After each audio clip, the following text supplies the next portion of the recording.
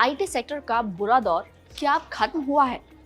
क्या अब निचले स्तरों से रिकवरी देखने को मिल सकती है? लेकिन अब भी आईटी सेक्टर के शेयर्स अपने ऑल टाइम हाई से काफी नीचे कारोबार कर रहे हैं। आईटी सेक्टर का सबसे बड़ा स्टॉक टीसीएस अगर उसे देखें तो वो अपने ऑल टाइम हाई से करीब 52% नीचे है। अगस्त 2024 में ये शेयर करीब 4600 रुपए पर पहुंच गया था, लेकिन अब ये करीब 2200 रुपए के आसपास नजर आ रहा है। ऐसे ही इन्फोसिस के शेयर में भी अपने ऑल टाइम हाई से करीब 2000 रुपए से 48% टूटकर करीबन 1100 रुपए पर आ गया है। एचसीएल टेक की बात करें तो वो भी 2000 रुपए से 44% नीचे गिरकर 1200 रुपए के स्तर पर कारोबार कर रहा है। टेक महिंद्रा के शेयर भी करीबन 21% नीचे हैं और विप्रो के शेयरों में भी करीबन 40% तक की गिरावट देखने को मिल रही है। लेकिन अब चीजें बदलती हुई दिखाई दे रही हैं। टीसीएस से इन्फोसिस तक 13 जुलाई को सभी आईटी शेयरों में जबरदस्त तेजी देखने को मिली है। टीसीएस के शेयर सोमवार को करीब 6% ज्यादा चढ़कर 2200 रुपए के आसपास कारोबार करते नजर आए, तो वहीं इन्फोसिस के शेयरों में भी करीब 4% की तेजी दिखी और वो 1111 के लेवल तक पहुंचते दिखे। एचसीएल टेक के शेयर में भी करीब 6% की तेजी नजर आई और 1226 के लेवल पर ट्रेड करते नजर आए। इसके साथ ही टेक महिंद्रा की बात करें तो वो भी करीबन 5% की उनमें तेजी दिखी और 1523 पर कारोबार करते दिखे। विप्रो के शेयर में भी करीबन 2.5% की तेजी दिखी और 169 रुपए के आसपास वो ट्रेड करते दिखे। इसी तरह कोफोर्ज और बाकी शेयरों में भी उछाल आया है। इकोनॉमिक टाइम्स की एक रिपोर्ट के मुताबिक ब्रोकरेज हाउस मॉर्गन स्टैनली ने टीसीएस के शेयरों को इक्वल वेट रेटिंग दी है। ब्रोकरेज हाउस ने 2200 रुपए का टारगेट प्राइस सेट किया है, तो वहीं सिटी ने कंपनी के शेयरों को बेचने की सलाह दी है। इस ब्रोकरेज हाउस ने 1965 रुपए से टारगेट प्राइस को घटाकर 1821 रुपए प्रति शेयर कर दिया है। इसके अलावा नुवामा मोतीलाल ओसवाल फाइनेंशियल सर्विसेज ने टीसीएस के शेयरों को खरीदने की सलाह दी है।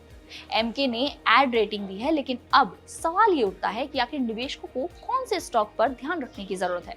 इसके लिए चलिए आपको सुनाते हैं कि क्या है मार्केट एक्सपर्ट सचिन सरवदे की आईटी ओवरऑल पूरे सेक्टर पर राय और क्या है उनकी टॉप पिक। निफ्टी आईटी में सिर्फ एक ही स्टॉक है अभी, जो ओ एफ डबल एस है, ओरेकल फाइनेंस, जो अपने अप ट्रेंड में है। और आपने देखा भी कि हमने जो लेवल्स दिए वहां से वो स्टॉक ऊपर ही ऊपर जा रहा है, डिस्पाइट आप देखेंगे जितने भी जो लार्ज कैप है, मिड कैप है या स्मॉल कैप है, जितने भी आईटी स्टॉक्स है वो लोअर लो बनाए जा रहे थे।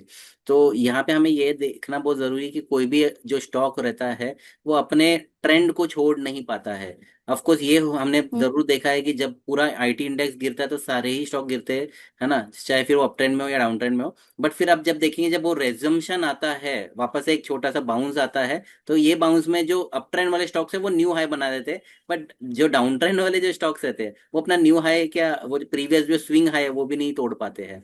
तो उसको हम लोग बोलते हैं लोअर हाई बेसिकली। तो लोअर हाई लोअर लो, ये पैटर्न हमने कंटिन्यूस बेसिस पे आईटी पे देखा है। अभी भी कुछ मुझे अलग से नहीं दिखाई दे रहा है आईटी में कि पूरा का पूरा ट्रेंड ही चेंज हो जाए, क्योंकि बहुत डिफिकल्ट है। देखो, ये बहुत मल्टी ईयर डाउन ट्रेंड में चल रहा है स्टॉक, जो पूरा इंडाइसिस है। सो इतना जल्दी से वो अपना ट्रेंड चेंज कर देगा मुझे तो नहीं लगता है। और रिसेंटली जो बहुत बड़ा गैप डाउन हुआ था 4 फरवरी को, जो न्यूज़ के वजह से, है ना, उसके बाद में तो बहुत स्टीप करेक्शन आया है मार्केट में। जो आईटी स्पेसिफिक स्टॉक्स में भी देखेंगे हम तो उसमें से फिर जो दिग्गज जो नाम है, जो हमारे निफ्टी में हैवी वेट रखते हैं, है ना, उनमें भी मैंने देखा है कि वो हमेशा बाउंस ले लेते हैं, 4 5 6 टका भी चल जाते हैं। बट फिर अगेन एक न्यू लोअर लो बन जाते हैं और 52 वीक लो पे अपने कायम है वो। तो हमें बच के रहना है वो सारे स्टॉक से। ऑफकोर्स प्ले बुक में अगर किसी ने खरीदा है तो वो ठीक है, कोई प्रॉब्लम नहीं है। करेक्शन का हमेशा एक सीमा रहता है। देखो, 5% 10% गिरता है अप ट्रेंड में स्टॉक्स, लेकिन कोई स्टॉक्स कंटिन्यूअसली गिरते ही रह रहा है तो फिर वो करेक्शन नहीं रहा, है ना। उसका ऑपोजिट होता है। जब आप कोई स्टॉक जो डाउन ट्रेंड में रहता है तो उसका एक लिमिटेड अपसाइड होता है, जिसको हम लोग बाउंस बोलते हैं, डेड कैट बाउंस बोलते हैं, या फिर उसको बुल ट्रैप भी बोलते हैं, है ना। तो ये आईटी के स्टॉक्स तो क्लासिक बुल ट्रैप में है, जहां पे हमने देखा है हर बार एक बहुत अच्छे अच्छे बाउंसेस भी देखे हैं हमने पूरे इंडाइसिस में भी। जैसे अभी रिसेंट जो 14 मई से 2 जून का जो बाउंस आया था पूरा आईटी इंडेक्स में, आप आप अगर चेक करेंगे 15.5% का बाउंस था लो से। अब 15.5% आप खुद सोचिए कि अगर एक इंडेक्स में बाउंस आ रहा है तो उसके स्टॉक्स कितने चले रहेंगे। बट अगेन वही है कि वहां से न्यू लो मार दिया, लोअर लो बन गया। तो अगर वो बाउंस में लॉन्ग टर्म इन्वेस्टर्स ने पार्टिसिपेट किया तो फंस गए कि अरे यार मेरा तो और नीचे जा गया स्टॉक। तो ये बहुत प्रॉब्लम है ना।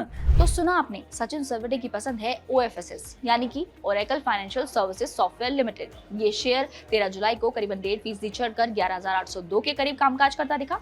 बात इस सेक्टर की दिग्गज कंपनी TCS की करें तो कंपनी ने रविवार को 3 साल में अपने लीडरशिप में सबसे बड़े बदलाव की घोषणा की है। कई टॉप रोल्स में रिस्ट्रक्चरिंग की गई है। ये बदलाव कंपनी में BFSI, cyber security, communications and media, energy, resources and utilities, travel, US west coast business group में किया गया है। सबसे बड़ा चेंज बैंकिंग, फाइनेंशियल सर्विसेज और इंश्योरेंस सेक्टर में किया गया है। कंपनी के नतीजों की अगर बात करें तो TCS का चालू वित्त वर्ष यानी कि 2026-27 की पहली तिमाही में नेट प्रॉफिट सालाना आधार पर 4.61% बढ़कर 13,349 करोड़ रुपए रहा, जो कि पिछले वित्त वर्ष यानी कि 2025-26 की समान तिमाही में कंपनी का शुद्ध लाभ 12,760 करोड़ रुपए था।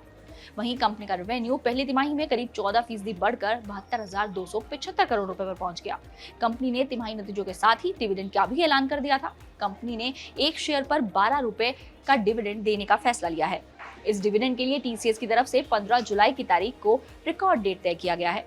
तो क्या आप भी IT सेक्टर में निवेश की योजना बना रहे हैं? अगर हाँ, तो उससे पहले अपने एडवाइजर से सलाह लेना तो बिल्कुल भी ना भूलें, क्योंकि कोई भी सेक्टर कितना भी फ्लक्चुएट कर सकता है और इसके लिए सही सलाह आपके एडवाइजर ही दे सकते हैं।